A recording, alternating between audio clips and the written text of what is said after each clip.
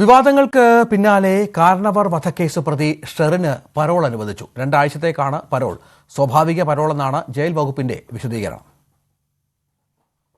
കണ്ണൂർ വനിതാ ജയിലിൽ കഴിയുന്ന ഷെറിന് ഏപ്രിൽ 5 മുതൽ 15 ദിവസത്തേക്കാണ് പരോൾ അനുവദിച്ചത്. 3 ദിവസം യാത്രയ്ക്കും അനുമതിയുണ്ട്. ഇത് സ്വാഭാവിക പരോളെന്നാണ് ജയിൽ വകുപ്പിന്റെ വിശദീകരണം. 14 വർഷത്തെ ശിക്ഷാ കാലയളവിനുള്ളിൽ 500 ദിവസം ഷെറിന് പരോൾ ലഭിച്ചു.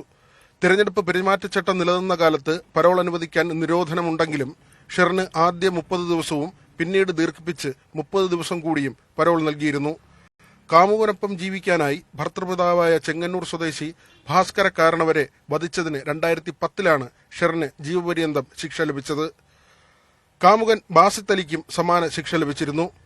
ജയിലിലെ നല്ല നടപ്പ് കണക്കിലെടുത്ത് ഇയാളെ തുറന്ന ജയിലിലാണ് പാർപ്പിച്ചിരിക്കുന്നത്. ഷെറിന് ശിക്ഷാ ഇളവ് നൽകി വിട്ടയക്കാൻ മന്ത്രിസഭായോഗം തീരുമാനിച്ചിരുന്നു. അതിനു പിന്നിൽ ഒരു മന്ത്രിയുടെ സ്വാധീനമെന്ന ആരോപണം ഉയരുകയും വലിയ വിവാദങ്ങൾക്ക് വഴിവെക്കുകയും ചെയ്തു. ജയിലിലെ നല്ല നടപ്പ് പരിഗണിച്ചാണ് ശിക്ഷാ ഇളവ് ശുപാർശ എന്നായിരുന്നു ജയിൽ ഉപദേശക സമിതിയുടെ വിശദീകരണം.